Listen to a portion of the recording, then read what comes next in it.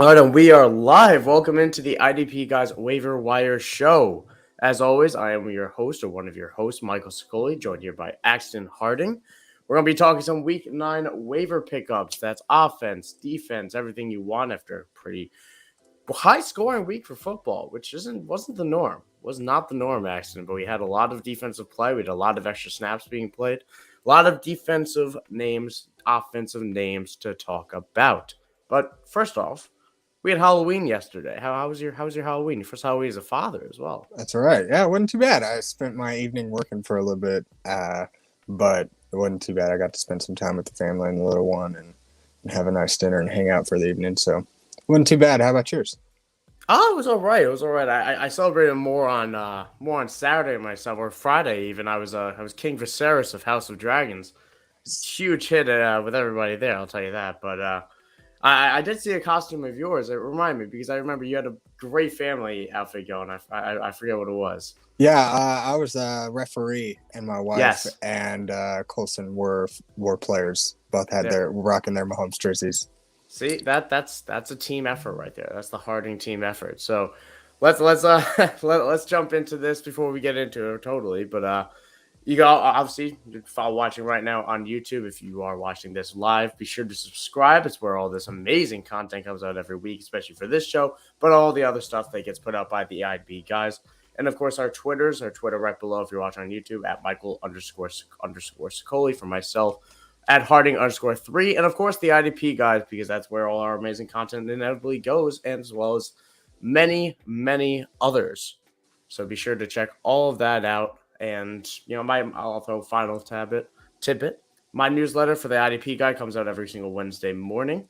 That is obviously tomorrow morning. That link to sign up is in my bio and Twitter, so be sure to check that out. But without further ado, let's get into the defensive lineman pickups for this week.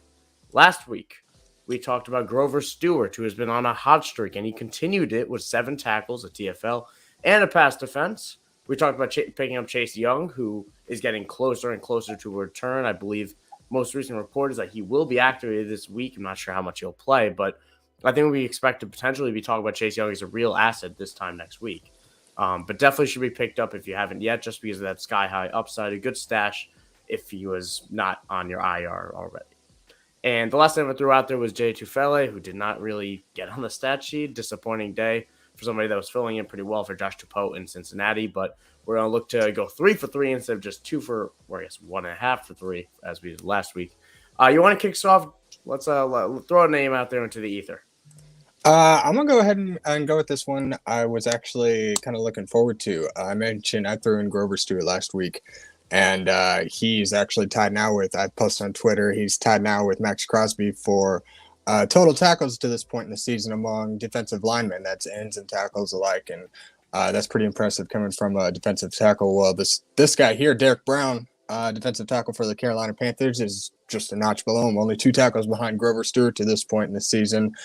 And he has been on a fairly nice surge the last 3 or 4 weeks where he's gotten a minimum of like 4 or 5 tackles coming from a defensive tackle is pretty nice. And again, he's even got more tackles than, say, Michael Parsons at this point in the season. And with regard to his week 1 performance, Derek Brown's actually had a pass deflection or gotten to the quarterback and got a QB hit in every single week since. You're just kind of somebody, again, defensive tackles in those required leagues. You can't go wrong with a guy that has a tackle floor, kind of like what he's putting up. And then for him to go and get those pass deflections and hits on the quarterback and stuff really just pads the stat sheet more so and just kind of adds to his appeal. Yeah, I mean, I'm not going to disagree at all because I'll just throw my 2 cents of when Derek Brown was coming out on Auburn was a complete monster, somebody that I loved watching in college. I loved watching the film of. So putting it all together for this Panther squad that desperately needs playmakers and also a team that, listen, they faced the Falcons. That's a very run-heavy squad, so that definitely helped them this past week. And they've won 2 games now. Does anyone expect them to go on a 3-game winning streak? Because personally, I'm going to ease the break on the Carolina Panthers, which couldn't be more running opportunities for a non-Falcons team that's not going to literally give 2 of their running backs a combined, 30 carries? So I do like Derek Brown to keep it going, especially because the game score should flip back in his favor sooner than later, and not just chase these matchups. I'll throw a name here, Carlos Dunlap. So Frank Clark, who is the starting defensive end for the Kansas City Chiefs, has been suspended for 2 games. Last week he was suspended, so he didn't play this past week. And Dunlap saw his highest snap total to date or of the season, or tied with it, at 58%. So he didn't do too much with it. He grabbed a tackle for a loss. He grabbed a pair of tackles with it, a solo and an assist. And he also batted down a pass. That's an okay day. That's a fine day. But I think we can lock in close to that yet again against the Titans, which, again, we talk about a run-heavy team. We talk about a team that has a quarterback that might want to fumble more often than not, and an offensive line that's been suspect all year long. I think Dunlap can get on the stat sheet, grab a tackle for a loss, grab maybe instead of just 2 tackles, they can get to 3 to 4 next week.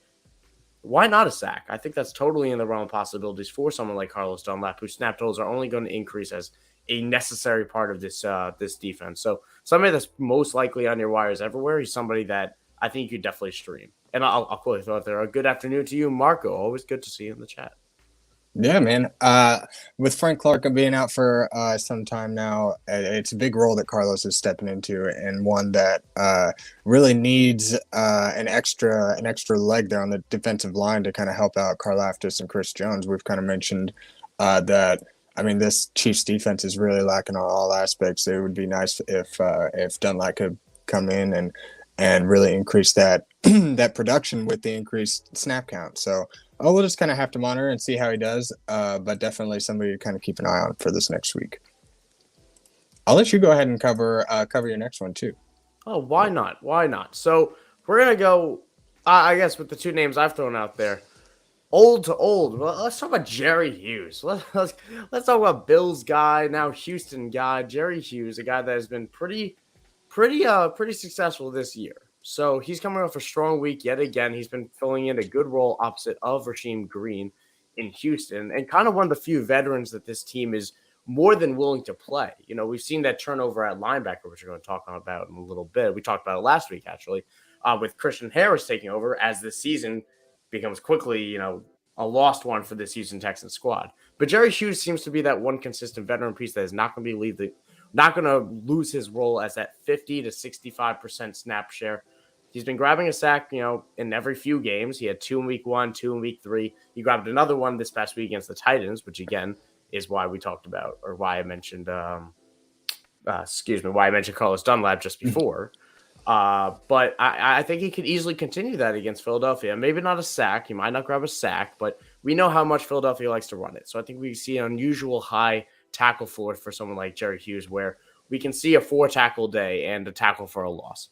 Miles Sanders goes down, and all of a sudden you're getting a very solid, low-end defensive play for somebody that is most likely on your wire. And also still plenty of opportunity for a sack. Jalen Hurts, as great as he's been, he holds the ball sometimes. The Steelers got home to him this past Sunday, despite them not doing literally anything else successfully. So I think Jerry Hughes could be in for another good week. Somebody that is just a quality football player. It's always good to bet on quality football players. Oh yeah, absolutely. And then with Jalen Hurts leading the league in rush, or not leading, maybe not necessarily leading the league, but he's a leader in the league in rushing overall, even let alone in the quarterback position. So those defensive ends are going to have their work cut out for him, containing him, and it might lend well to more opportunities. So I like that pick. Someone else I kind of threw out here at the same time for like a 4th mention was Draymond Jones for Denver. He's seemed to seen a fluctuation in his snap count the last few weeks, but has rather been pretty consistent with his production in that time. In the last 3 weeks, for example, he's got 16 tackles and 3 sacks. So disperse that up how you like. It's looking like pretty good production for somebody that could be out there on your waiver wire and just be worth a look. If nothing else, maybe a stash. Yeah, and I call that, I really do call that the Pat Surtain effect of a team not wanting to challenge this Denver secondary whatsoever. And then, it's in so facto trying to run the ball. And Denver, they've had some ups and downs, but it's the one place you can try to beat that defense because it's a really strong unit. But let's move on to linebackers. I'll say it every single week, the meat of the position. Last week, we mentioned Jamin Davis, who finished with 6 tackles and a TFL, kind of a middling day. He got his 100% snaps despite having some questions about that in the middle of the week. An interesting note about him, was not wearing the green dot. There's more on that in this week's newsletter. Again, link for that in my Twitter bio. But Cameron Curl was interesting enough. But we mentioned about Akeem Davis-Gaither, but more so if Logan Wilson didn't play. Logan Wilson got back on the field, so reserve role again. He was out there, but he didn't pile anything up on the stat sheet. The best thing he did was celebrate that strip sack over there with his teammates. So, that was more of a fill-in. And we talked about Christian Harris, who was a big hit. He got 7 tackles and played 100% of snaps for the first time this season. We saw Christian Kirksey take that linebacker 2 role for the first time this year, dropping out and then Harris jumping in. It's very important to remember, I'll throw that out now, that 1-win teams, this season's over for them pretty much. For the Texans, the season might have ended in week 4, So, that's where they start looking for these younger guys. And it's always important to look at where we talk about Cody Barton, a guy that wasn't that good to begin with, but he was also a veteran on an expiring contract. They want to get someone else in there because there's no point of seeing what Cody Barton could do. And at least Seattle's competitive, so maybe that's not totally fair. But let's get into the pickups for this week. Let me switch this banner over from defensive linemen to linebackers. I'll start off with somebody that I want to talk about number 2 on this list. So I'll start with number 2, Jack Sanborn. So Roquan Smith is now a Raven. That is obvious. We have an article on the IDP Guys website that I encourage you to check it out. So I wrote it myself. And obviously that's my immediate takeaways to the big trade that happened yesterday.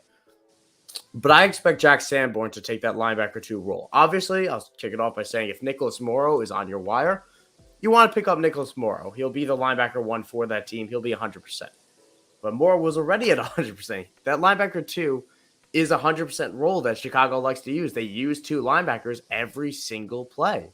I think Jack Sanborn, a 22-year-old undrafted free agent out of Wisconsin, I forget if it was this. Yeah, no, he's a rookie. He's undrafted this year. He had an impressive preseason. He looked great. I think he gets that role for all the same reasons I just mentioned with Christian Harris. The season is lost for the Bears. The Bears are playing for next year. So Jack Sanborn is the youth option that you may have traded for A.J. Klein, and he could factor in if Sanborn struggles. But they've got to see what they have in this 22-year-old guy that could be a cheap, reliable option for them opposite of Nicholas Morrow. So I think Jack Sanborn gets first run with this, not somebody else like Joe Thomas and not like A.J. Klein, not just yet at least. Yeah. No, you're exactly right. Correct me if I'm wrong, but Nicholas Morrow has the green dot, correct? I would imagine so. Okay, yeah. So he's out there making the play calls, but it seems as if when it comes to his production and his play style, he's playing a little more passively, where he's letting Roquan kind of go in there and take all those tackles and the production. And I don't see why things should really change. Jack Sanborn being a young first-year linebacker coming in trying to make a name for himself. I don't see if he comes out and shows that he wants to play and be here just 1 week. It's going to be his. And Marl's going to let him have it. He's going to be content, taking his 6 to 8 tackles a game and making the play calls every week. So definitely a good one there. Someone we've actually mentioned, moving on to our second name, I believe. We mentioned in the past because he got traded and was kind of we were just kind of interested in his time in the new team and to see what his snap share came of it. And that's Jalen Smith. In the last few weeks, he's kind of fluctuated a little bit with his playing time, but as of late in the last couple of weeks, he's really seen it increase even up to the 80s this last week, where he got 7 tackles in that time. I think he's really providing a good amount of production, especially considering the limited snap count he's had up until this point. I can only imagine that they're looking to keep him in that role, and that 80 could jump up even a little bit more. And if he keeps getting more games where he's seeing that 80% snap count, I don't see why he couldn't give you a nice tackle floor at the very least. Yeah, and we mentioned it this weeks ago when they added him back. There's a guy that was on this team last year, and we talked about how bad of a player Tay Crowder is. Tay Crowder is not that good of a football player. And this Giants team is good, unlike the Texans, where we're saying, maybe they give younger guys a run. Maybe they wouldn't bring a Jalen Smith in to play him. This Giants team is trying to win right now, and they deserve to win. And Jalen Smith saw 80% of snaps. Tay Crowder saw his lowest of the season, around 35. The switch is being flipped for me. So I love Jalen Smith as a pickup this week. The last name I'll throw out there is Sion Takitaki, if I hope I'm pronouncing that correctly. I was watching the Manning cast where they don't talk about the players. But if you were watching the Joe Buck, I'm sure the Joe Buck broadcast, I'm sure they were calling his name every single time because it felt like he was next to every single play. And he only had 7 tackles, despite me feeling that way. But this is the Browns linebacker we're talking about. He with JOK out, it was him and Deion Jones, and Taki actually played 4 more snaps than Deion Jones. We were all expecting Deion Jones to take that run, the green dot, everything, but it was actually John Johnson wearing the green dot, and it was Taki getting all the work. So I really like him because I think he's a good football player. And we saw the Browns unit smother the Bengals last night, and he was a big part of that. He got a crushing sack. He played very well. And, it's hard because we're going into a bye week. You have a newcomer, Deion Jones. Maybe Deion Jones is still learning this offense. Maybe that switches next week. Maybe Jeremiah Owusu-Koramoah comes back and is back out of the doghouse and actually gets back into a big role when he's healthy and everything.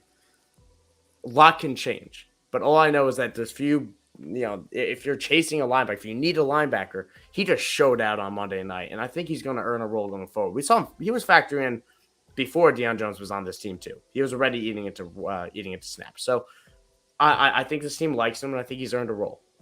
Yeah, no, you're exactly right. And I was just kind of sitting here thinking he's almost like a good side plate when you're at dinner. You've got JOK, you've got Deion Jones, and you've got Jacob Phillips, who we all thought was going to be the big, the stakes of this defense, I guess, if you will. But Taki's been kind of some nice mashed potatoes there on the side that is always going to be there. He's going to provide you with decent production each week in and week out, but at the same time, he's kind of going to take a back seat to whoever the defense really wants to throw in there at that main linebacker position. He's always going to kind of be there on the side. But lately, or at least for this year, he's really been somebody that you can kind of rely on week in and week out. He's not been too awful flashy, but he's been getting it done, and that's for sure. Yeah, I was thinking rice pilaf initially, but I like mashed potatoes a lot more, especially with Thanksgiving. It's starting to come a little bit closer right now. So, Yeah, great. I love that so much. Let's move on to defensive backs. That was our linebackers. Last week, we talked about Keanu Neal, who broke out with a nice little 8-tackle day with obviously Antoine Winfield sidelined with a concussion. I brought up Dean Marlowe as the fill-in for Jalen Hawkins in Atlanta. He had a pretty middling, not great day. Sort of a miss there. I'll count that one. And we brought up Geno Stone as well. 6 tackles, a pass defense, solid day, which I think is more than this is more close to what you could expect for Geno Stone. 10 tackles for somebody that's as used as coverage as him. It was a bit of an outlier. So 6 tackles on the pass defense, I think, is exactly what we should be expecting going forward, and it's not a bad thing to rely on, especially while Marcus Williams continues to miss time on the injured reserve.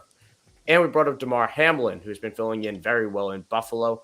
8-tackle day. He might be rostered in some leagues, not rostered in some of mine, and still a good name to definitely be checking for because all those names provided the conditions we provided. Like if Whittenfield's playing, we don't have to chase after Keanu Neal probably, but all those names, if they're on your wire, I think they still apply going forward. Obviously not Dean Marlowe who missed. But let's kick this one off with. I know you. I think you were excited to talk about one of these names. I'm excited to talk about one of them as well, but I'll let you take it away. Go for it. Actually, go for it. Yeah, absolutely. I was excited to talk about C.J. Gardner-Johnson, the cornerback for the Philadelphia Eagles.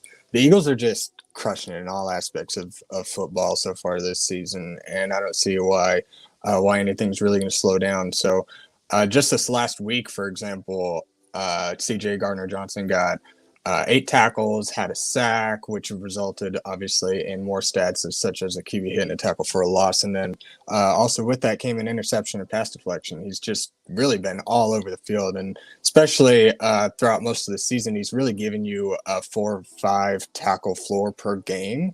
And for a cornerback, you really we've mentioned time and time again those high snap counts and high production. If your corners and your defensive tackles and positions like that are really soaking in a good, solid tackle floor, they're worth a consideration on your roster. If you've got a spot for them, especially someone who's padding the stats in ways as such as like the pass deflections, your forced fumbles, fumble recovery. I mean, any other stats other than just your mainstream tackles, interceptions, and things like that. If they're able to pad the stats in all sorts of ways, you really like to see those guys be rostered. So definitely consider C.J. Gardner-Johnson first spot on your roster if you are looking for help in the defensive back area.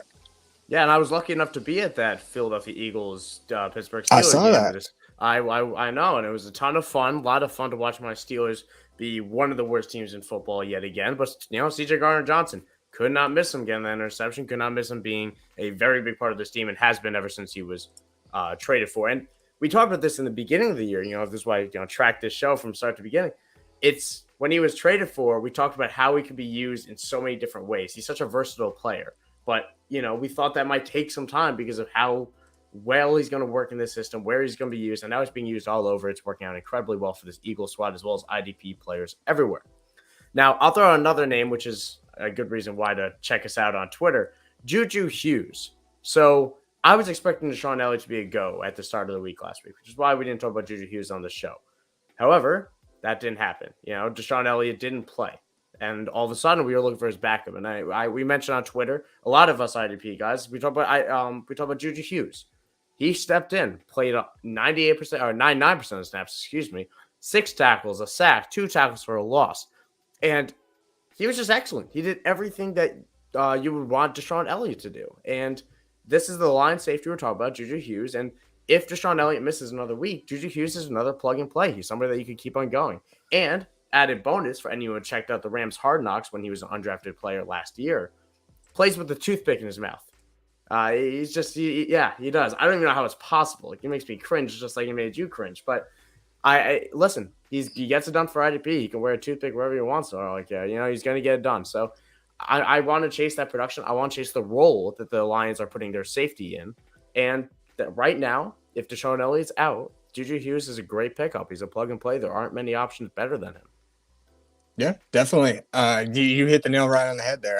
The only comment I would have to say is I know sure as shit if I excuse my French, if I had a toothpick in my mouth when I was playing it would be the first snap I would swallow it.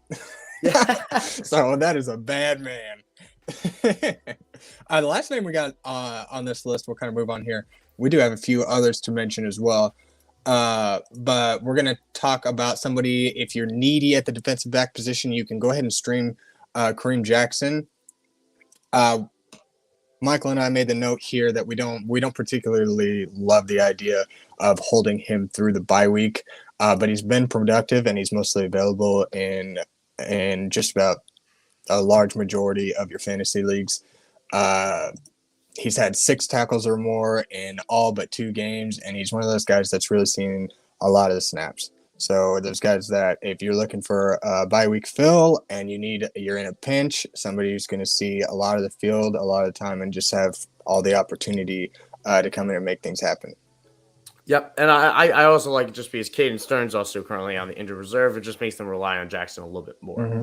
I'll throw out a couple other names, just nothing that we want to tout as much as we talk about the other names, but Israel Mukumu, who is the Dallas safety, saw a big jump in snaps, around 40% from the reserve role he had now that Malik Hooker's out for the year. Donovan Wilson and Jaron Hurts are both dealing with injury. However, they're on bye, so it might not factor in, but definitely a name to just keep in mind, especially in deep, maybe dynasty formats if you're going that deep. And also Andrew Adams in Tennessee. We saw Amani Hooker leave the game with an injury that might potentially be somewhat serious, so I expect Andrew Adams to get the majority of work after that. He didn't do too much with the snaps he had this week. The week before, he lit it up for fantasy and had a monster day. So a name to keep in mind in Tennessee is Andrew Adams.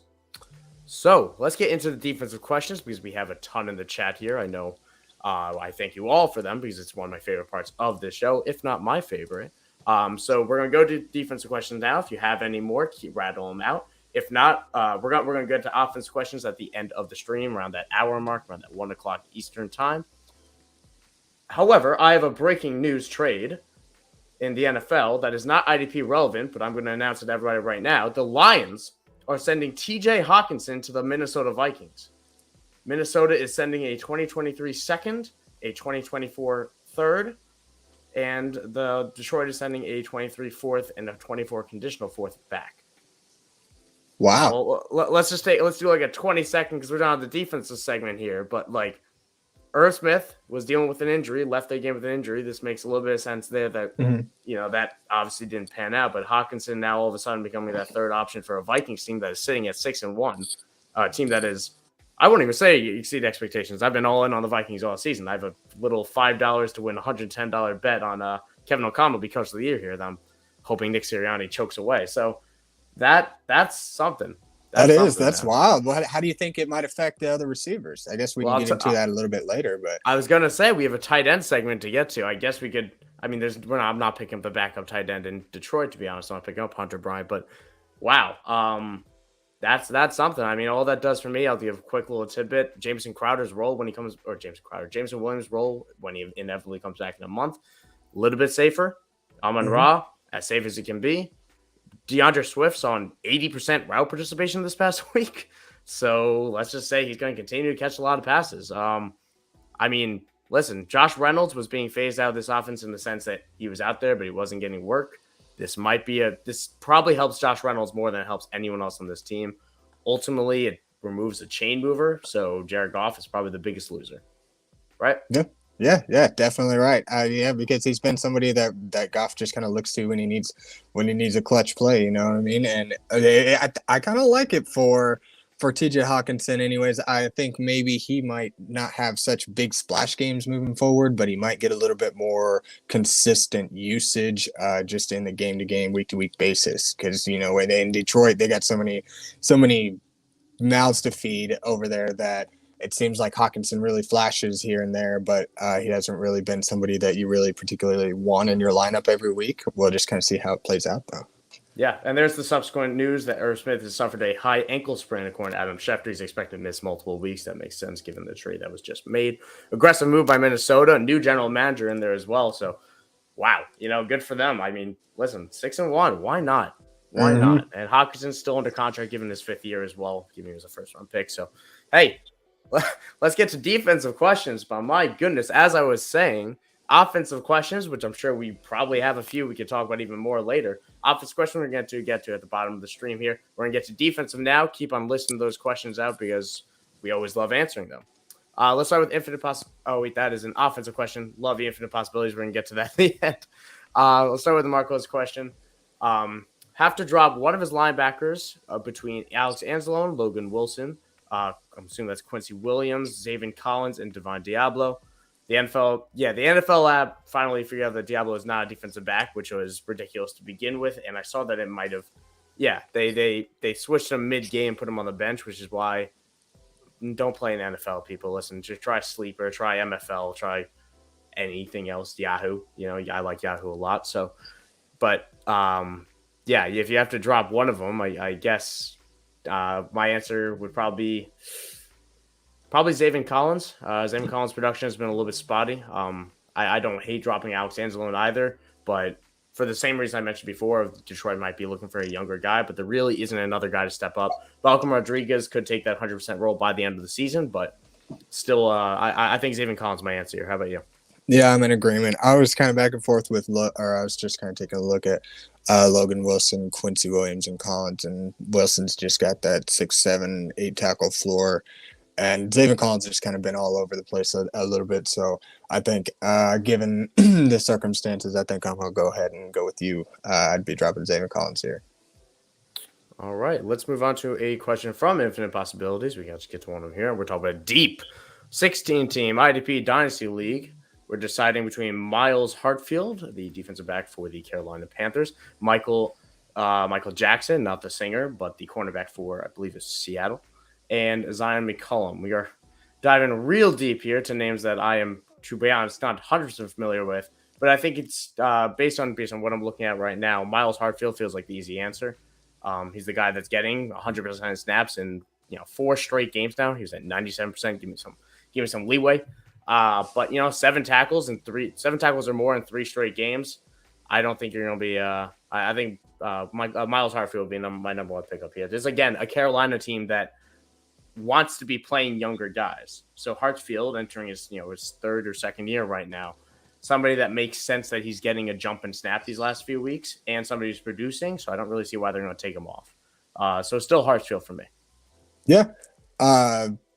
definitely. You got them in the order that I would have them. Is that Miles Hartsfield, Michael Jackson, and Zion McCollum. That's pretty well how I would place them. Hartsfield seems to have that higher tackle floor. I considered Michael Jackson actually for this week's episode, but I felt maybe we had other options that might have been better to mention. So definitely, I'd keep him in that same order. I'm with Michael. Awesome. Another question from Marco. Should he hold on to Quiddy Pay and Dynasty? Yes, sir. That man was having a monster year and unfortunately got sidelined with the injury. Excuse me. And I mean, listen, it's an injury. Those things happen. But the important thing to remember is how effective he was for you when he was in your lineup. So if you're in an incredibly shallow Dynasty league, which I have to be super shallow for me to consider dropping Quiddy Pay, but I would definitely be trying to hold. He's a very good player and somebody that is a long-term player for this Cold squad that, listen, it's looking like 2023 is going to be the goal and likely 2024. Quiddy Pay is going to be a part of that. 100%. It's just been frustrating as a Quiddy Pay owner knowing he's missed so many weeks when it kind of would have just been nice if they would have just placed him on IR at the time of the original injury. So I get the frustration, you Quiddy Pay owners, but just bear with him, hold on to him. Don't drop him just yet. We don't like to drop these guys with talent like this until we see them come back and prove that they're not worthy of a roster spot. Yep. Another question from Infinite Possibilities. He has multiple second and third round picks. What would you be willing to offer for Sauce Gardner? Jets cornerback has had a hell of a rookie season, has been exceptional. And I think it's something that we expect to continue because of the level of prospect that he was out of Georgia. So, I probably peak at a second. He's still, to be honest, like you have a lot of picks there. You list that there. He's still a defensive back. It's still something that is a relatively easy to find position. I don't think I would offer him more than a second. And maybe that's disrespectful to the talent that Sauce Gardner is, but defensive back is it's a tough one to work with there. Yeah, it really is. And it kind of just depends on maybe the comparative value with how your your IDP scores maybe compared to the rest of your league and how that compares with your offense. So to me, I'm kind of generally looking at like maybe a late second round pick for Sauce just in general. But I think preferably before I go out and buy him, I want to see him string together a series of games where, he's been doing well and been productive, but it hasn't been from Sauce a high end defensive back like that. If I'm gonna go throwing a second round pick on him, I kind of want, if I don't already have him, I want to see him put together a string of games before I'm really gonna go out and throw that second round pick at him. Yeah, the thing with defensive backs is when they play well, teams are avoiding Sauce Gardner, so. He's not getting some of these interceptions. He's not getting some of the tackles at times because the teams are avoiding him for 75% of the game. So you have guys like Shaquille Griffin who are terrible and are playing awful, but they're getting hyper-targeted. And he's targeted like 24 times in 3 games like before he got hurt this past week. So, sometimes you just pick those guys up or you spend a fourth for them, and they provide you 6 weeks of starting play, and that's worth it over paying a second for a guy that is hit or miss because some teams just won't throw to him. Some teams are not throwing the ball much at all. If you're playing the Bears, the Falcons, and all of a sudden they're just not getting it done. So I wouldn't pay more than a second just because of the volatility that defensive backs have. Follow-up question from Infinite Possibilities. Who would you set first in our waiver priorities? Mike Edwards, safety for the Tampa Bay Buccaneers, or CJ Gardner-Johnson? So Gardner-Johnson's the guy we brought up on the waiver show, obviously, not too long ago. You can always rewind if you missed it and watch it afterwards as well. Exceptional player. I'm going Mike Edwards here without kind of a shadow of a doubt because CJ Gardner-Johnson will put up probably 10 to they're both great. They're both obviously wonderful, but I think Mike Edwards just has a significantly higher floor still than CJ. They're both great. They both have great matchups on tilt. So I'm still going to play Mike Edwards because he's getting 7 tackles a game. I'm not going to mess up with that. Yep, I'm in agreement. I'd say Mike Edwards. I'd put my waiver wire bid in for him over CJ Gardner-Johnson in this case, especially with kind of a banged up defensive back group they got over there in Tampa. I think they might rely a little bit more on Mike Edwards. He might have a little bit more opportunity, but CJ Gardner-Johnson is definitely doing well in a great offense. He's just got a lot more talent around him. So I'm with you. I'm going Mike Edwards. Yes, sir. Let's move on to the offensive side of the ball. And again, a reminder, if you have any questions, continue to drop them in the chat. Offense, and of course, we're still the IDP guys. If you have defensive questions that come to mind, we'll still try to get to them at the end of the stream, time permitting. Time has not held us back quite yet. So, always try to drop those in. So let's get into the quarterbacks. Last week, we talked about Daniel Jones, who kind of was not great this past week. Remind me, he was a little bit not the strongest. We also talked about Malik Willis as a rushing quarterback, did not get it done, was not great. I don't think any of us were saying to play him immediately as much, but we were hoping for a lot more than he put out there. Also, Daniel Jones, I was just going to go back to what you were alluding to. He just had 6 rushes for 20 yards. He didn't have a single touchdown, no picks, only three points this last week. So, again, I think he's going to be one of those guys that just flirts with the waiver wire, off and on all season, but matchup dependent, he could still be somebody's stream. Yeah, somebody that we're going to try to rebound on those 2 names. We also brought up Justin Fields, obviously, who was a big hit, somebody that I called to be a QB1 rest of the way. And I think that's going to stick is just because of that rushing volume, man. And I think the Bears are figuring something out with Fields. And, I mean, hell, you take Roquan Smith off this defense, that team's going to struggle a little bit more. A little bit more favorable game strips, quicker plays even for Justin Fields. So I really do like him. And I'm going to stick on that rushing theme with this first name. I'll talk about Marcus Mariota, who's available in 74% of Yahoo leagues. And he has been quietly a very solid fantasy quarterback. He's been, top 15 option. And that's because he's running the darn ball. He has 6 carries or more in all but one game. In that one game, he had 5, and that was in week 4. So I'm well aware that the ceiling or the floor is fairly low for a guy that's averaging around 25, 30, 25, 28 attempts per game in the air. That's really does not leave too much margin for error.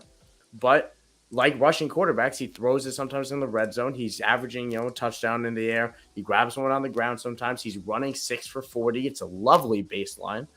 And I think that can continue this week. And this Falcons team needs him to be a playmaker. He faces the Chargers, which, Chargers have a chance to put up points against a horrific Atlanta secondary, and Axton, the Chargers defense has been banged up and horrific, like just as horrific. I'm throwing the word around horrific because these 2 teams epitomize it that much at times. So I think that Mariota can take advantage of a pretty mediocre Chargers defense as well.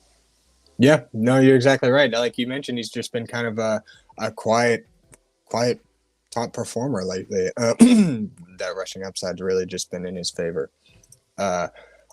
We kind of just had 2 quarterbacks this week. It is kind of a rotating carousel of quarterbacks in single quarterback leagues that you can just kind of rotate, being matchup dependent. But the second one here, Andy Dalton for the New Orleans Saints, he's been kind of declared the starter over Jameis from kind of what I've read. I'm not sure how definitive that is, if that's going to hold true for very long. But for at least the foreseeable future, he's going to be rolled out there.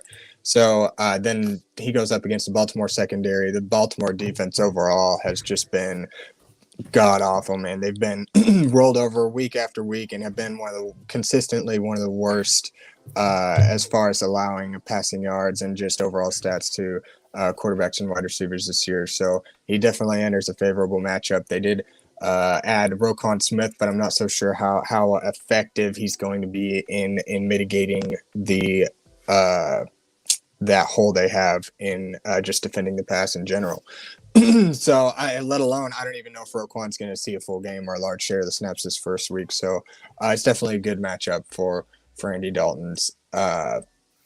Last week, he threw 3 interceptions against Arizona, but don't let that shy you away. Those were 3 of only 4 that he has throughout this year.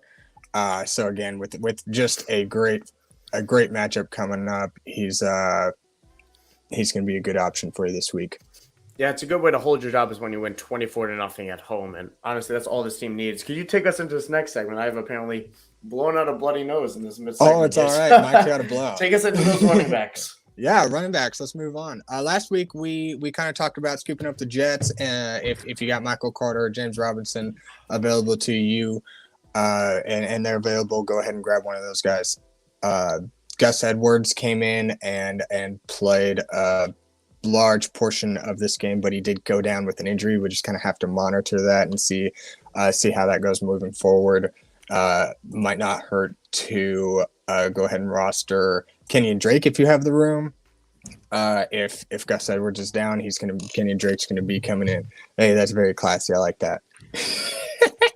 Then we also mentioned Dearness Johnson. It still kind of holds true. We'll see how the trade market goes for the rest of today. We're kind of thinking that the Cleveland Browns might shop off Kareem Hunt. In that case, Dearness Johnson should see an increase in snap share and workload alike. So we'll just kind of keep an eye out on his situation. He's more of a stash if you have the spot. Then we also mentioned Donta Foreman, who again went off for a second straight week, grabbing 3 touchdowns and an ungodly amount of just production in general. I'm so glad that hit because too many people were saying this is ridiculous. I know, but I love it. Again, this is why you should check out the YouTube just because of how ridiculous I look right now. Every week it's something. It is something. So. Yeah, I mean, but this is why I'm so happy Deontay Foreman did what he did because so many people were saying don't even bother, but this is starting running back for this team. This is a guy that showed out, and I'm so glad that he did what he did.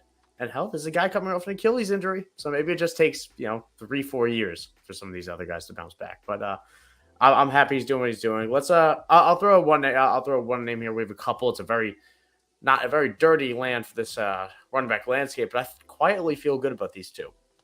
I'll start with the Tennessee Titans running back, not Derrick Henry, but Dontrell Hilliard. So this is somebody that has been lingering on a role for quite some time. He's been working on those third downs. He's been rotating in.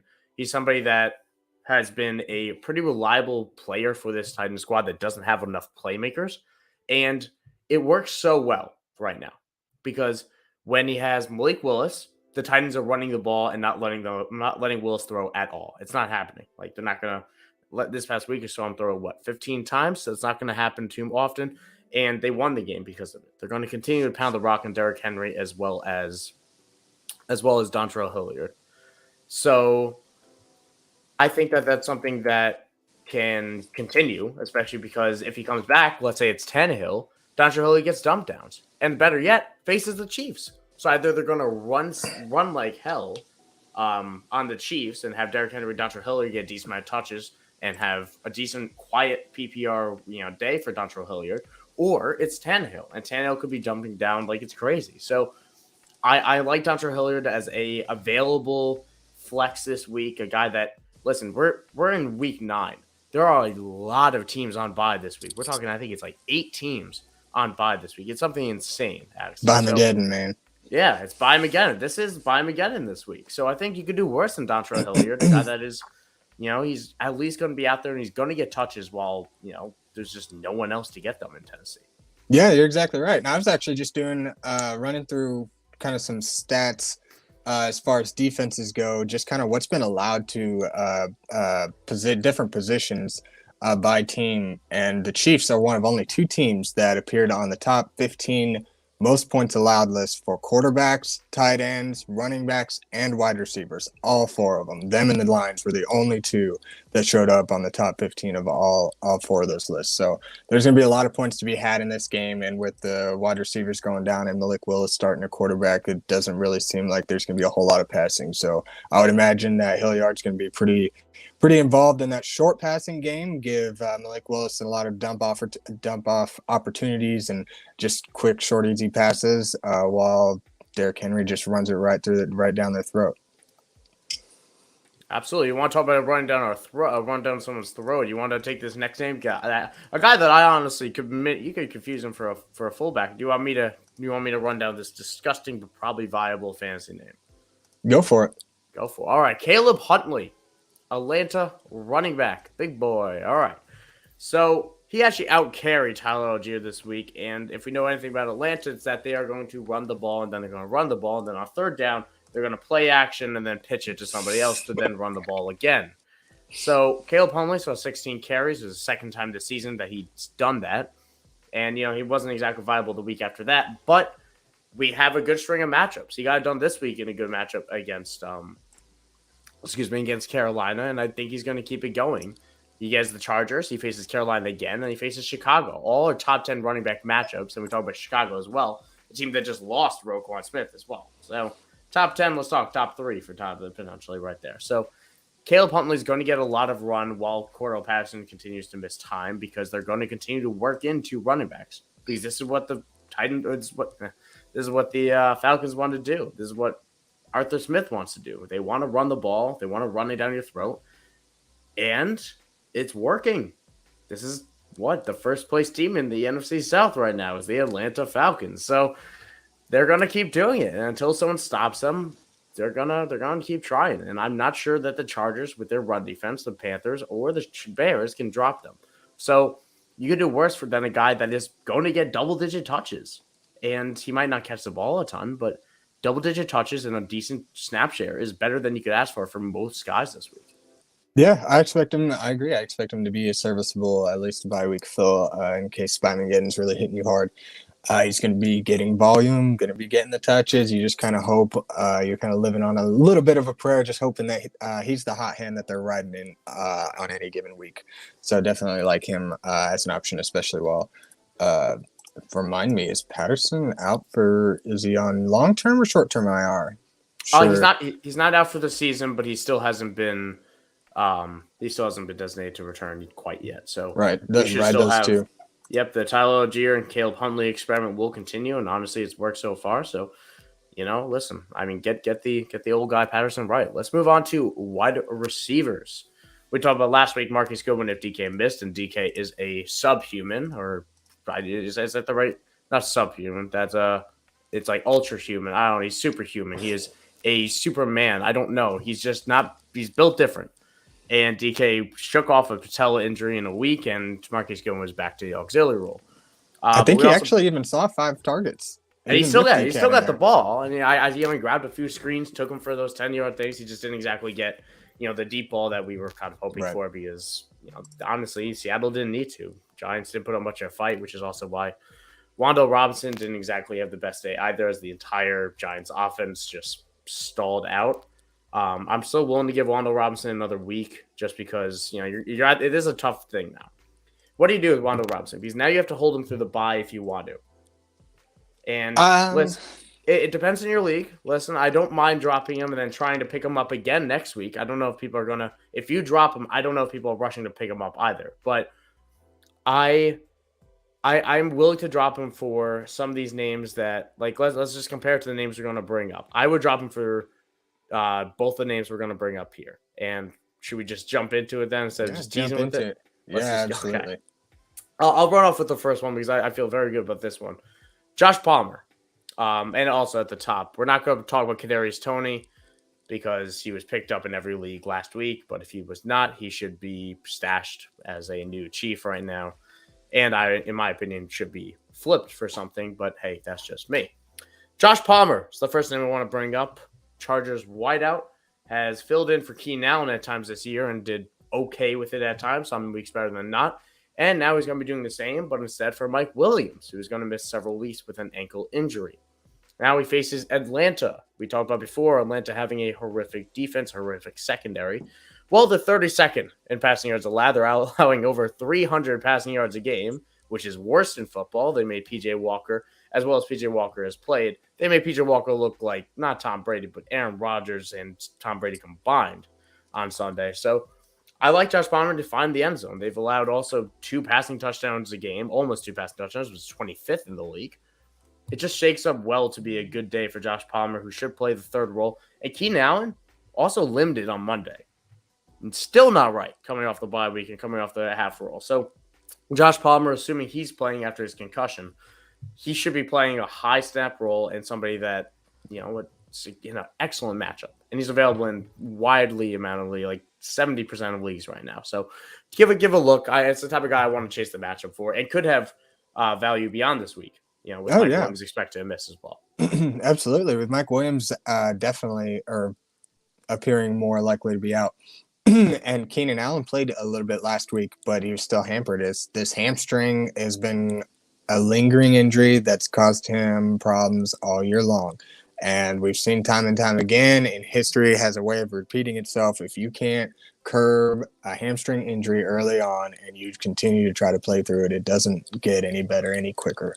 So I would imagine if Keenan Allen is missing practice still and he's not a full go, he's not able to even practice for a full for an entire day, I would imagine that if he does play Sunday, it will be limited, and if not, he's not going to be 100%. So Josh Palmer's definitely going to be an awesome candidate in this offense to really to make up for the Mike Williams loss and maybe the lack of targets that Keenan might get just because of his. It's just going to be injury lethargic.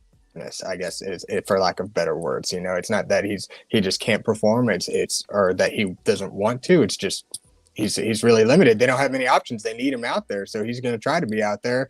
But again, there's really nothing you can do if your hamstrings just bothering you like that. Those injuries are ones that take several weeks of ultimately little to no activity to really gain full strength. Gerald Everett's going to be very high in my rankings this week. I'll give you a spoiler with that right now. For that, the one consistent piece of this team. And I'm sure Austin Eckler, for whoever works out the running back rankings, is going to be up there as well. Just the dump downs will be real. Mm-hmm. I'll throw out one other name. We had the news come out that Rashad Bateman's foot injuries are more serious than initially expected. So we have the issue of the Ravens pass catcher because Lamar is still effectively throwing the ball, albeit not that much. Mark Andrews is dealing with an injury of his own. We're going to touch on that in a second. But Devin Duvernay or Demarcus Robinson. Demarcus Robinson was the guy that got all the targets last week. Looked pretty darn good with it as well, to be honest. So what are you doing here? Because I still like Devin Duvernay, a guy who found the end zone, guy who's been the more consistent of the two throughout the season. He's honestly, in my opinion, the better player as well. And he gets, the quicker touches, whereas we're talking about Demarcus Robinson is more of the X receiver out wide. Which one are you chasing if you're chasing either with Bateman expected to be sidelined for multiple weeks? I'm with you. I'm going Duvernay. Lamar Jackson just seems to like to find him for a lot of red zone looks or end zone looks, and he's found the end zone several times already this season. Demarcus Robinson's 8 targets is very encouraging, but given this offense and its inconsistencies when it comes to the passing game, outside of Mark Andrews getting bulk of all of the targets, there's not really a whole lot you can rely on week in and week out. So with that said, I'm with you. I'm going Duvernay over Demarcus Robinson. About anybody not named Rashad Bateman is who Lamar Jackson loves to throw to. Yeah. Are there any other wide receiver names that you want to throw out here? Because I know we wrote down a couple other. We have guys like Rondell Moore who popped off again, but then he had a bad week last week, and you have to hold him through the bye as well. Bye apocalypse yet again, by again as you put it. Are you going to do that? We have Terrace Marshall, who saw a huge taken up to usage this week and actually got the ball at times. I personally can't stand Terrace Marshall and didn't like him as a prospect, but I'm curious on your takes on either. I'm going to hold on both. I would want to maybe pick up Rondell for next week, but I don't really want to hold him through the bye. I'm not chasing Terrace Marshall, but what do you think? I'm with you. I'd be more inclined to pick up Rondell Moore and throw him on my bench at the very least. With Bamageddon coming, you said they play with this week, don't they? They're not on bye. Oh, Cardinals. Well, I made that up. Yeah, listen. Sometimes the Halloween spookiness gets to me. Yeah. But hey, no problem. They do play Seattle. They do play Seattle. Yeah, I'm definitely interested in picking up Rondell Moore. Honestly, he got this last week. He got exactly kind of what I figured or what I was hoping that he would get as far as production and usage out of this offense, especially with Hollywood out. So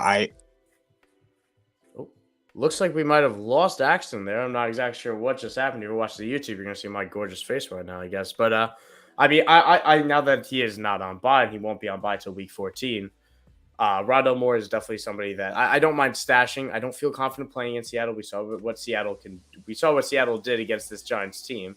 Welcome back, Axton. I don't know what happened. I was agreeing with you. I'll tell you, it was a weird one. You weren't breaking up at all, but Axton's back with us now. For those not watching on YouTube, but I don't mind picking him up. I don't want to play him against Seattle though. I think we saw what Seattle Seattle played very well last week against the Giants. This is a team that is a young defense. They're finding themselves. They're playing better. They're incorporating Bruce Irvin into this defense too a little bit, which is interesting. So I'm not going to chase it personally, but I might pick him up next week when he has another dud game and maybe he booms the next week after. Yeah. Yeah, I would like to say I wouldn't be opposed to stashing him there at the end of my bench. Again, and just not looking forward to this next matchup, but definitely a stash while Hollywood's out. But then I also threw Terrace Marshall on there just mainly because they got rid of CMC and nobody really knew quite how this offense was going to operate, let alone like who's going to take up the massive workload that CMC was leaving. But it seems like about everybody. Donta Foreman, Chuba Hubbard got a little bit there last week, and then Terrace Marshall saw 9 targets this week, even with DJ Moore taking a large portion of the passes, so or of the receptions. So it's not somebody that I'm really chasing quite yet, but somebody to keep an eye on. With not many other options in this Carolina offense, he might be somebody that just sees a healthy amount of targets. I'm not saying that he's going to be seeing the end zone or anything like that anytime soon, so it might be a little more boom or bust, but definitely something to kind of keep an eye out who's really going to get the receiving work behind DJ Moore. Yeah, the numbers are promising for Terrace Marshall. I mean, you talk about the Christian McCaffrey trade changing this offense is a very good point. Christian McCaffrey was traded right before Week 7. In Week 7, Terrace Marshall saw his highest snap total of the season at 86%. Huge, doubling what he was at. And this past week, 93%. He saw 9 targets. He only caught 4 of them because I don't think he's that good. But it still represents opportunity. And he's a downfield threat. It's what he was at LSU. It's kind of what he is now. He's a big guy. I see the upside, and I don't mind chasing it. I just still hesitate to buy into the Panthers being this good of an offense week in, week out. Mm-hmm. I worried about it last week with Foreman, and obviously Foreman still got it done. And if Foreman can get it done, it's going to get done for the whole team. But I still remain skeptical. You could do worse out there, especially in deeper leagues. You made all the great points with it. Yeah, rightfully so, man. Just like, again, somebody keep an eye on, monitor, maybe just kind of watch how he plays out the next few weeks. For sure. And let's get over to tight ends. So last week we talked about Harrison Bryant and Irv Smith. Both missed. Irv Smith obviously also got hurt, and Johnny Munt stole the touchdown that I knew a Minnesota Viking tight end would get. But plain and simple, those were really my calls last week, and I apologize for missing on them. We're going to try to do better this time around. I'll throw out Evan Ingram, which is the perfect name for me to be hurt again by, right? I mean, this is a first-round talent in a way. But he's seen 6 or more targets in 4 consecutive games. He's grown into this role for this Jaguar squad, and he's facing the Raiders, who allow 13 points per game to tight ends, the worst in football. So third worst in football, excuse me. So I think a guy that has a high route participation, a guy that found the end zone for the first time this past week, and has, an open depth chart to be continuing to get these targets, like the targets make sense, and he faces a great matchup, I just see a good blend of ceiling and floor for somebody. Maybe not the highest ceiling, because like I said, first touchdown of the season. He's not a 2-touchdown guy. The Jaguars are not putting up 2 touchdowns as a team too often. So I think we could see 1 touchdown, but at the very least, I think we can easily see 6 catches for 60 yards. And that would be get it done for PPR leagues, definitely, especially in premiums. Yeah, definitely. Evan Ingram, through all the inconsistencies that's kind of remained in this offense, he's been one of the few that's been kind of reliable. Christian Kirk has flashed some greatness, has seen a lot of targets here and there, found the end zone. But Evan Ingram continues to see a nice 6-7 target game average, and just continues to see a healthy amount of these passes being thrown to him. And even I was kind of watching that game a little bit, and seemed like even after that first touchdown, Trevor Lawrence kept trying to get him the ball even more. It was like he was just really trying to pump it to him. He almost had a second one there that got deflected, and he didn't quite catch that one. But it kind of made me excited to see kind of how he does moving forward, and how it seems like Trevor Lawrence is really just kind of taking a liking to him. He's been a nice security blanket for him. Completely agree. I'm gonna throw out a name here that I'm gonna quickly touch on this because we mentioned it last week, and I hope you guys picked him up last week. Greg Dulcich. All right, I'm going to go off script here as Axton can look at our doc and see that was not the next name we were going to talk about. But I am willing to hold this guy through the bye. I never say that about a tight end. I've never said that about a rookie tight end before, in my life probably. So this is somebody that has been unbelievably impressive, has passed every eye test I could think about, was a solid prospect, got draft investment, and the minute he came back, the minute he was healthy, he was incorporated on this team. So has worked with multiple different quarterbacks, and it's no multiple. He's worked with two different quarterbacks and has thrived with both. This past week, he saw 5 targets, caught 4 of them for 87 yards. Last week, he saw 9 and caught 6 balls. And he faces Tennessee, the Raiders, the Panthers, Baltimore, KC, Arizona. All those teams are top half against tight end in terms of matchups. Some of them inside the top 5. So I'm chasing it. I am all in, Axton. I'm all in on this Greg Dulcich hype train, despite him being a rookie, despite him being on a low-scoring Broncos team. I'm in. I think Dulcich is the real deal. He's going to be an excellent dynasty guy and a guy that I'd be willing to spend high on dynasty as well. I'd be willing to pay up for him. Absolutely. He's almost a unicorn, it seems like. Nobody could have ever imagined a rookie tight end coming and making the impact that he has already this season. And with regard to even this last week, 4 for 5 for 87 yards, he was 1 yard shy of the touchdown, of getting me that anytime touchdown bet that I placed on him. 1 yard, man. Heartbreaking. But it is. But nonetheless, great, awesome tight end in such a depleted position this year. He's somebody that surprisingly I looked in 50% of the leagues he's available in on Sleeper alone. If you don't get him now, you're not going to. So definitely stash him. Whether you got a serviceable tight end, you got a couple of them. If anything else, if nothing else, trade value. Somebody's going to need a tight end. So I'd be definitely picking him up. Then if we kind of want to move on, we can mention another former Broncos tight end, Noah Fant.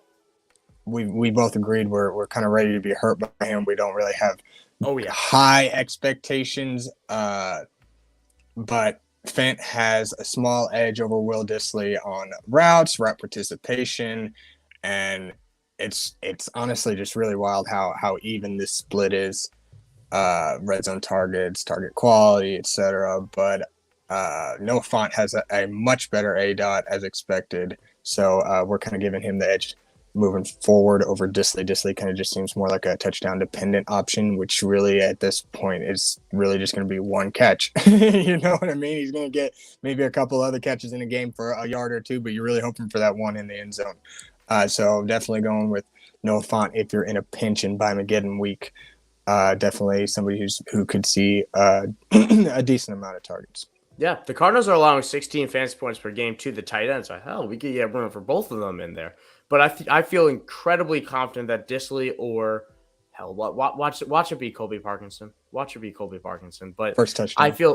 Oh my God, I feel very confident that Dissly or Noah Fant will get in the end zone in this game. I'm just going to chase the guy. They have literally dead even route usage, dead even snaps, dead even across the board on a lot of things. I took some time to look at it, but I'm just going to take the guy that is the more athletic one that has been targeted farther downfield, 2 yards farther on average on each route. So that's I'm going Fant over it when I'm just chasing the matchup because I think both could get in the end zone. Red zone targets are almost identical, and we'll quickly touch on Isaiah Likely, another rookie tight end. You know, we talk about this being one of the weaker tight end classes, like in recent memory. And we have 2 tight ends that we're talking about in this rookie season. It's unbelievable to talk about. We talk about Jake Ferguson even at times this year. And Daniel Bellinger. Oh, my goodness. But, Isaiah Likely has been flashing all year long. He was unbelievable in the preseason. He was my tight end, too, in this pre-draft process. I liked him a lot. And he looked great, dominated on Thursday Night Football when Mark Andrews left early. I do expect Mark Andrews to play this week. And when Mark Andrews plays, you cannot play Isaiah Likely as much as you may want to because he's fun and Bateman's out and you don't really have a trusted number 2. But you're still not going to be chasing him if Mark Andrews is playing. But that said, if Mark Andrews is sitting, Isaiah Likely is a plug-and play, honestly, with how dirty the landscape can be. He's a great football player with a quarterback that loves to target the tight end. It honestly gets pretty simple like that, right? It's pretty cut and dry right there. If Andrews is playing, he's not really going to be worth anything. But if you do have Andrews and you're kind of worried about his availability this week or in the stash likely, and don't feel bad about rolling him out there if Andrews isn't a go this week. Yes, sir. Let's get into some offensive questions. Again, if you have any more, be sure to jump in the chat. We're already over the hour mark, and I appreciate the high viewership that we're having right now of people sticking around. So I really do appreciate it. So Infinite Possibilities asked at the top of the show, would we take a second-round pick for Antonio Gibson? He has a 4-4 record with Zeke, DeAndre Swift, Josh Jacobs, Damian Harris. I'm assuming Hassan Haskins and JaMychal Hasty. It's a 16-team IDP Dynasty, and he already has 3 seconds and 4 thirds. I think I hold. I hold. If you could promise me this is an early second, I would take it. But if unless you make me that promise, I like Antonio Gibson as somebody that will not leave. Antonio Gibson was supposed to lose this job, but he is too talented to, and he's earned his way onto this field. It's an ugly situation. Your running backs are top heavy with Swift and Jacobs. I would keep Gibson in there as a guy that probably is the best flex value of the rest. I mean, Zeke, I guess will have flex value because Jerry Jones refuses to quit the man. And it's unbelievably frustrating. Until his knees actually give out and he physically can't outrun anymore, they're going to put him on the field. I cannot emphasize. There's a lot of things that annoy me about the NFL, but this is a top 15 one for me, man. I just don't get it. But I mean, that aside, I mean, you have Damian Harris being faded out a little bit there, so I'd hold Gibson myself. What about you? I'm in total agreement. I'm just holding the talent. Antonio Gibson has kind of surprised us all with how he's performed, especially given a decrease in his snap count and just overall usage. He's still producing, and he's still more than a flex-worthy, serviceable player for your teams. Honestly, I've even seen people dropping him in redraft leagues, which I will be taking advantage of at the very least to throw him on my bench. So I'm in agreement. I'm probably holding him here. Yeah, great point there, as well as a name to keep in mind. Evan Ingram or Kyle Pitts, that's the situation we're at in this point of the year. Kyle Pitts had a monster day, the best day so far for him. 5 catches, 80 yards, and a score. Evan Ingram, we talked about, got in the end zone, had himself a good day. It's tough because Pitts has a tougher matchup against the Chargers. The Chargers have been very stringy against the tight end this year. And assuming this is a 1-week play, rest of season, I'll still take Pitts. I'll trust that this talent is actually breaking out. And if we're talking about playoffs, he has some juicy matchups in week 16, 17, and 18 if your league plays it. This week, I mean, I'm going to do my tight end rankings later today. If you're a subscriber to the site, I encourage you to check out my tight end rankings when they get published late tonight. Obviously, they'll be up tomorrow to check out. So I'll be diving into that and making this decision. I'll tell you they'll be scarily close in my lineups. I think I'd play Evan Ingram, which is blasphemy, honestly, in my eyes. But I think I play Evan Ingram. Again, I'll be diving into that exact argument later today. Yeah, like we kind of alluded to earlier, that Chargers defense is a little bit banged up. So you'd like to think that Pitts has a good opportunity, but we've kind of thought that about all year long, and Pitts really just there's really no rhyme or reason to his usage. Occasionally it seems like he just goes off and he'll have a great game, but the next game he may only be targeted like 2 or 3 times. I think Ingram's really going to give you that good floor that he's going to have the ball thrown to him 6 or 8 times every single game. It's just kind of a matter of where and when and just kind of the game script that goes with it. It's not like Pitts where you're just at this point, I hate to say it, we're kind of living on a prayer. We're hoping that maybe the game script plays out in his favor. They don't, go up a lot. We just don't know quite what Pitts is going to bring in. And again, he's just kind of at this point right now, it's just one of those situations with Pitts. I want to see him before I put him over Ingram. I want to see him string together a couple, at the very least, with his kind of talent, a couple of games in a row where he's getting good usage and producing. Yeah, I'm always willing to take a shot on Pitts because of the ceiling, like we saw this past week. It is higher than Evan Ingram still, but both are on run first teams. Both have, I guess, other receiving options to contend with. I mean, Evan Ingram, despite that, he played a season-high 93% of snaps. He's seen 6 targets in 4 straight games, so can't say the same about Pitts right now. Question from Marco: should he pick up Terrace Marshall and drop Marquise Goodwin? I would do that, despite my My slander towards Terrace Marshall before, I would chase the upside and chase the usage. Marquise Goodwin's nothing more than the third option in this team. So, Yeah, I'm in total agreement. But for Seattle, although albeit Geno Smith has been doing really well, that's pretty well thanks to Lockett and DK Metcalf, and then those tight ends getting those splash games. But past that, your wide receivers and anybody past that is really not of any value unless any one of those guys are hurt. Terrace Marshall with CMC gone now, he's looking like he's going to be the second receiving option in this offense for the remainder of the season. You just hope that his talent can warrant serviceable production and that he can continue to get reliable usage. So I'm definitely for dropping Marquise Goodwin for Terrace Marshall in this case. So I got a fly going on over here. But well, we got another question from Marco. Now on the defensive side of the ball, should you pick up Jeff Okudah, Devin McCourty, Xavier McKinney, or Roger McCreary? I'd pick up Roger McCreary. Roger McCreary's been a tackle machine.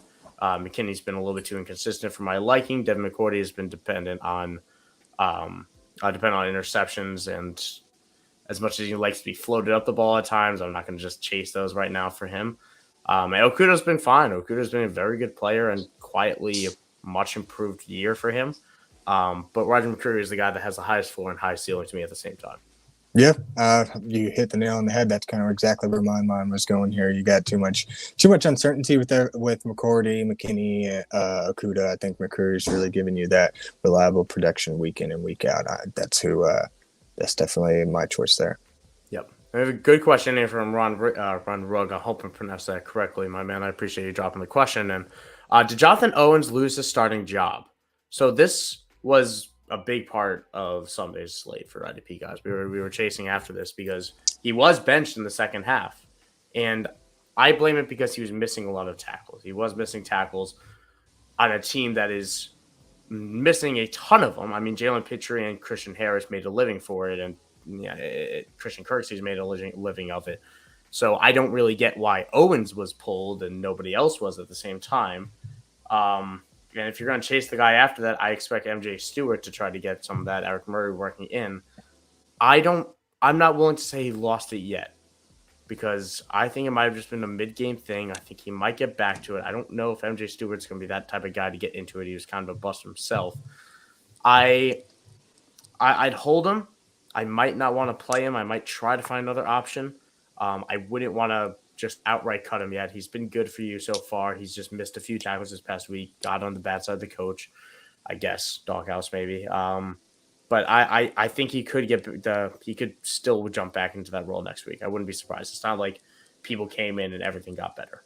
Yeah, no, you're exactly right. And it's not unheard of, especially in a failing team we mentioned earlier when they're not afraid. Teams at this point in the season, if they know kind of what their end result is going to be as far as playoff pushes or just kind of what their game plan is going to be moving forward, they don't mind kind of putting fire under people's butts or throwing in younger players to see how they react and just getting people more acquainted with these jobs. So I think in this case, Jonathan Owens missing a few tackles might have just been kind of a statement to take him out and say, you may have done well for us this year, but if you think you can slack on us, you got another thing coming. We'll put somebody else in there. So I think he's been too great for us to really drop at this point in the season. He's nearly averaging 10 tackles a game. I think it was just kind of one of those things where they're like, listen here, bud, we really we need you in this defense. We can't be having you going out and making these kind of mistakes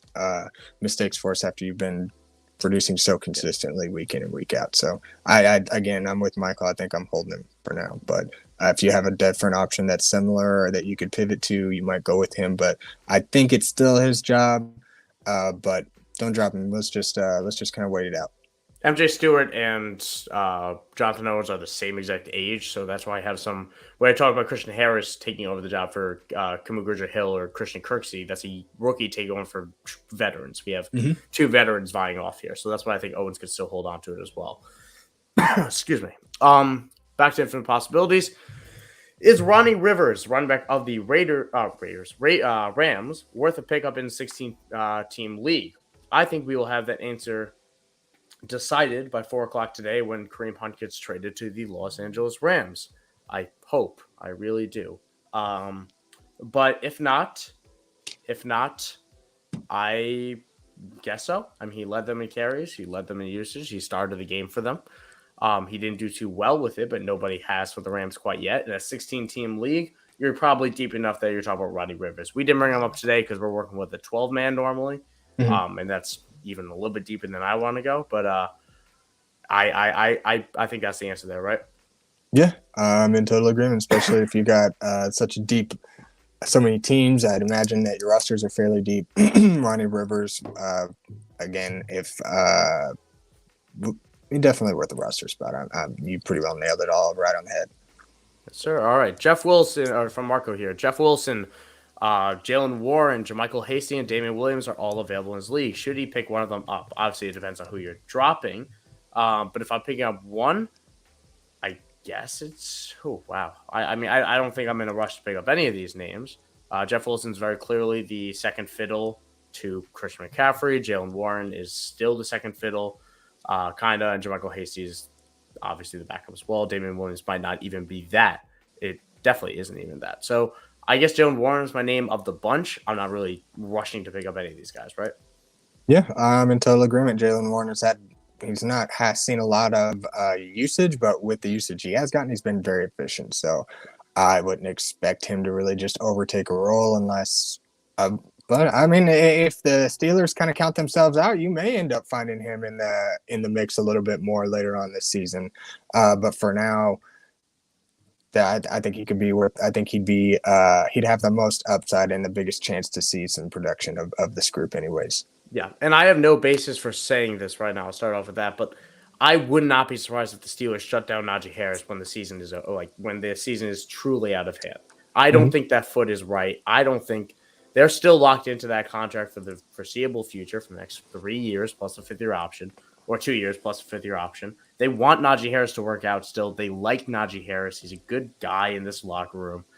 I think the foot's bothering him, and I wouldn't be surprised if he got shut down. We see Jalen Warren actually get some run as a player, especially when the Steelers, 2-6 team right now. They will, the season's done almost for them. So that's where I lean on Jalen Warren. His interesting name. Infinite Possibility brings up he wants to get out of the Chase Young business. Draft him as a rookie, hasn't gone crap since owning him. I would argue got something in his rookie year. He was pretty darn good his rookie year in spots, and obviously towards the ACL last year, and obviously hasn't totally worked out since. What draft would we ask in trade? I'm holding personally because I do think the value will bounce back. I do believe in this talent. This is an Ohio State guy that was the number 2 overall pick, and people I know were saying he should have went ahead of Burrow, actually, which I didn't agree with. But I still like Chase Young quite a lot. I guess if I'm looking to trade him an early second into flex type of thing, maybe, Yeah.